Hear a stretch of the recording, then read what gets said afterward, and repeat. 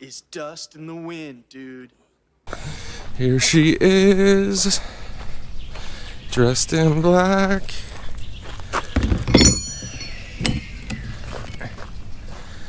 So, your boy got this cleaned up. Ugh. Oh man, still got it. The old one-handed flipperoo. So, didn't bring the tripod or the kickstand or the anything. So, what I'm gonna do is put the camera down, turn it off, bust these things out, cut whatever. And we have salvaged some good stuff. So, yeah, that's what I'm gonna do right now. And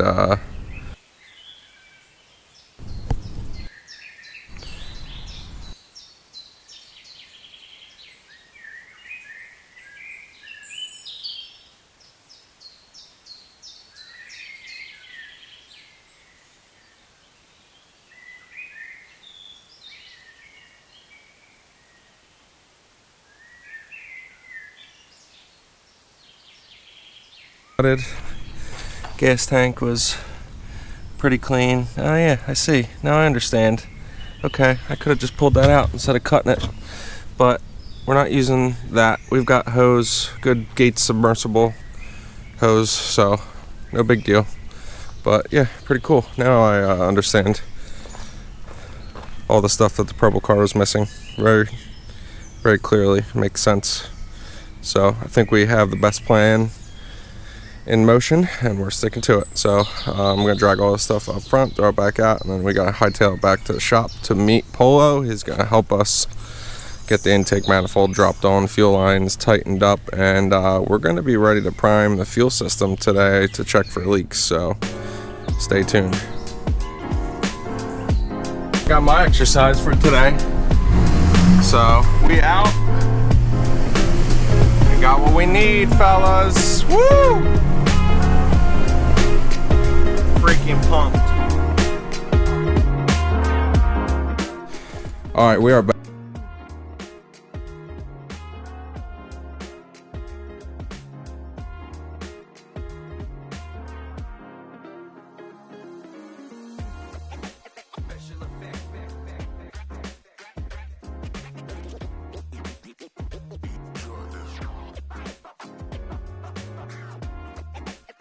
And we got some big wire, all new pins. Yeah, so we're good.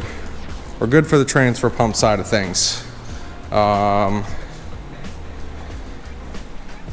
we just went ahead and tightened up the whole fuel system. So the whole fuel system's installed. Do have some bad news. These DW400s, apparently they used to come without check valves. Now they come with check valves. I was just wondering, thinking in my head, I never staged these DW400s, and I saw on the install paper that there's no check valve. So this is going to be a test to see if we have, you know, proper fuel pressure. We're going to check the whole car for leaks because everything is, well, we are kind of back together-ish, but the whole fuel system is good and completely installed. So we're going to dump some ethanol in the tank. Our lines are in, kind of loosely hanging down there, but everything's in and tight and good and secure. And well, we still need to put cushion clamps on the feed line, but so it's secure. But we're not going to run this side. The fuel goes in that side and dumps right in that side of the tank, and that's where the pumps are. So we're going to dump a couple gallons of ethanol in. I'm going to jump up here, power probe these, because the bad news is unless I decide to run both pumps at all times, if I want to stage these pumps because there's no check valves, fuel flow is going to go out the path of least resistance. And I just called DW, Deechworks, and they just unfortunately told me that yes, your theory is correct and it will not build much fuel pressure, so send the pumps back to us and we'll put check valves. So that's cool. They're taking care of it. But man, for anybody that watched me fight to get this all together, it's not going to be together permanently like I thought this was. I thought we were almost ready to rip here, but no. we're not. So besides that, this will be a good test, and I'll set the camera up on the tripod and I'll jump in here. Polo's here to help. We are going to prime this system, check for leaks.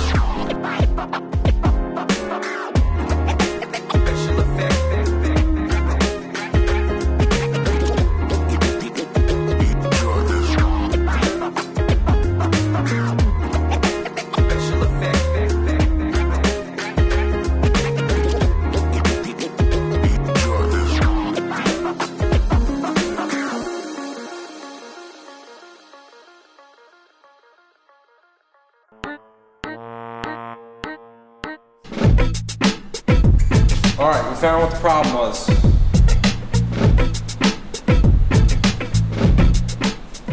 Don't mind the nicks in this. That's from my fingernail. There was a flat spot in this little gasket for the top hat. You can see it was flattened. So put a new washer, new O-ring in there, sorry, and got it all back together. We're just testing it this way, so you know. A lot easier to test it like this before we put it back together. So far we have one leak. So far we have one fix. Let's see how we did. Let's go. Let's go.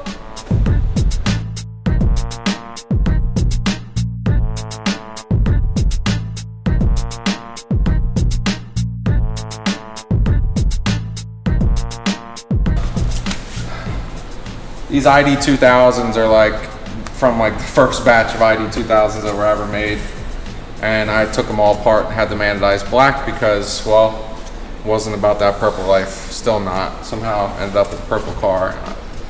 Don't ask me. So looks like I'm taking this all back apart one more time, and we're going to switch all the top hat O-rings. It's actually not the top of the injector or the bottom of the injector. It's the O-ring in between for the top hat. So we're going to swap them all out.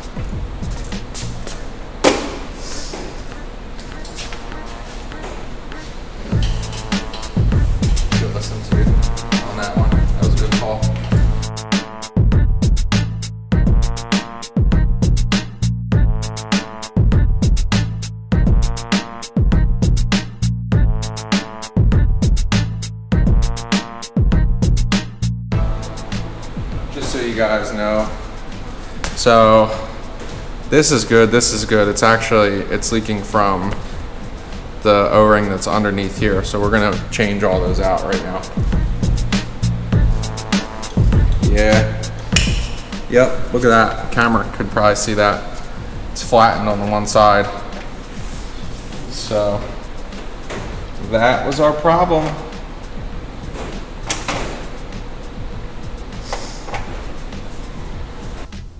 All right, well that didn't take long. So here's what we got.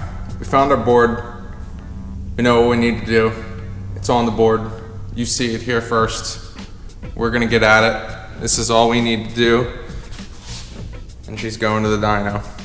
Pretty excited. This might take a day or two. Hopefully I don't stay here and try to finish this, like sleep on the floor kind of thing, but never know. Could happen. Could happen. 5 hours later. Update time. All right, check it. So I spent some time going through this, familiarizing myself with the relays, triggers, all that stuff. Found some problems. I know why this is zip tied. One of the terminal things is broken, so that stays zip tied to keep the pressure of that up in there. Good to know. And put the Pro AFI back in there for some testing. And yeah, everything's going good. We're right on track now. So here's what I did. I got this side loosely, you know, whatever. So that fuel sender is good. And that fuel pump, our transfer pump, is also good.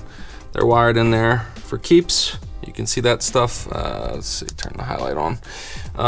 Yeah, I should get my flashlight, but I think you guys can see that pretty good with the light coming in the car. So our triggers on this car for the factory fuel pump were cut off, and they're definitely probably can't see that, but all right, I'm gonna get a flashlight. So our triggers were used to trigger a solenoid. For those of you that don't know, solenoid is like a big relay, but can handle some serious amperage. So that's why that solenoid is being used. They're, you know, typically mounted on starters. So that has the triggers, the positive and negative. So when the ECU triggers the fuel pump, it triggers the ground and it turns that solenoid on. And once it turns that solenoid on, it gets battery voltage from that wire you see there, and then it runs up to here. So we know that no matter what, whenever our fuel pump right here is running, that fuel pump, our transfer pump, will be running. So that's done.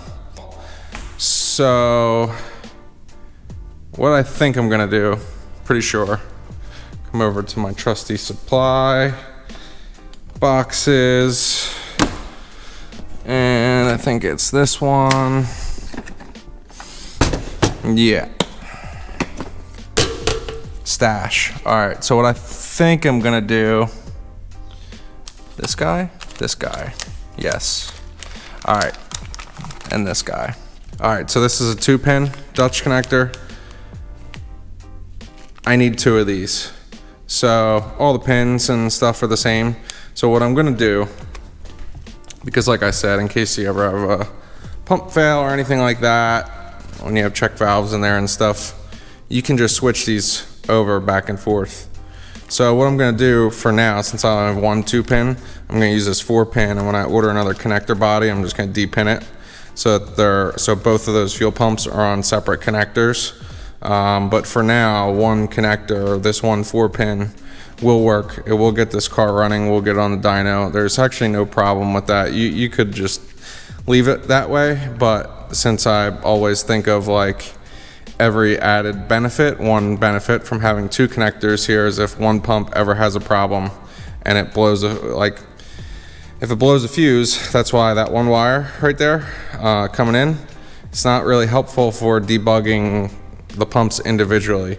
So that wire coming out of that solenoid, meaning that one right there, that one is going to, I'm gonna unbolt that. I'm gonna run two wires with 2 fuses and to 2 separate these. So that way, if one pump shorts the ground internally anywhere, it will blow the one fuse and we'll know that that pump is a problem. So going a little bit out of my way, like usual, but it will help make things faster down the road, you know, because I want to spend the time now doing whatever I got to do to make life easier down the road. So factory fuel pump, factory relay, factory wiring, triggering that pump, which then triggers the trigger.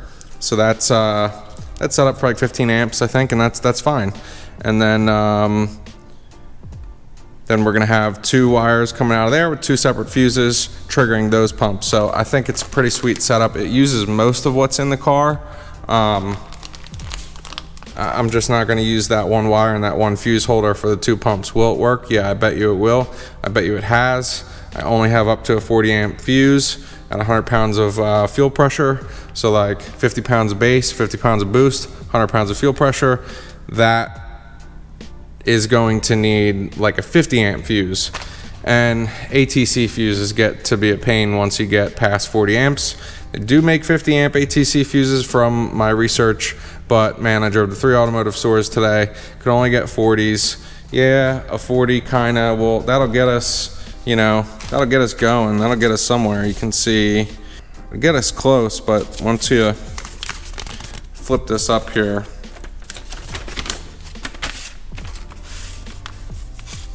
over 100. So thing is, to get the most out of the injectors, say we run a 60 pound base and we have 50 pounds of boost, and that puts us 110, and that puts us like over 22. So that's like 22.2, 22.3. So So let's call it 23 amps. And then if we ever run like 60 pounds of bass and 60 pounds of boost with the big turbo that we have, you know, later in plans, I don't think we've talked about that turbo much, but you know, then you're getting even closer to 24 amps. So that's 23 amps, maybe a touch over. So, and you know, everybody knows with wiring, you always want to go a touch bigger, have the runs as short as possible, and yeah, and these connectors, they're rated for 23 amps anyway. So, you know, we'll be right there. Everything, the whole system will be, you know, wired, rated, flowed. I mean, we're using everything we got, every bit of everything. We're gonna try to make 1200 wheel with this car, no less, because if we want to race this car at World Cup finals, and if we want to even like be a class filler, like bottom class filler in True Street at this point, because that class is moving, we're gonna need a lot of power, and we're gonna need, yeah, we're just gonna need a lot of power. We'll just leave it at that. So True Street cars like this one, if we want it to be fast and consistent, put an auto in it, makes this thing like need to be 3,700 pounds. Then we need a lot of power. So I'm still hoping we can get this thing down on a stick and consistent, like not super consistent, but consistent enough to be in the range where we need to be.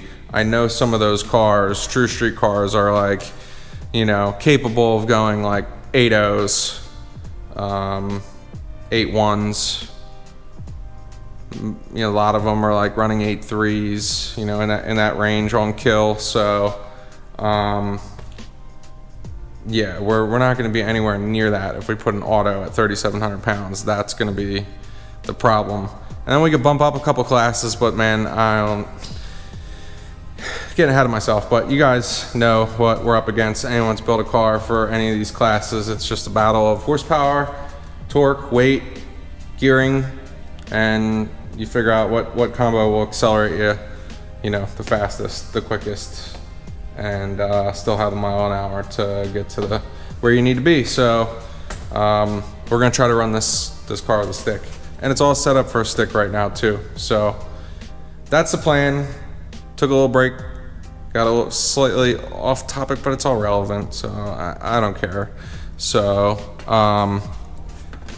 numero uno here, wire all 3 pumps to run at the same time using what is existing in the car. Kinda did that, you know. We're gonna dip into the stash over here. We've got a bunch of fuse holders, plugs, pins for everything. So, you know, from the hat to the trunk, you know, short run of wire, 12 gauge is totally sufficient, because it doesn't even go to the battery, it goes to there. So the shortest run possible, under 4 feet of wiring. We can use 12 gauge, and both of those pumps will, yeah, they'll have all the voltage and amperage that they'll ever need. So that's good. Yeah, so I'm gonna dive into that right now.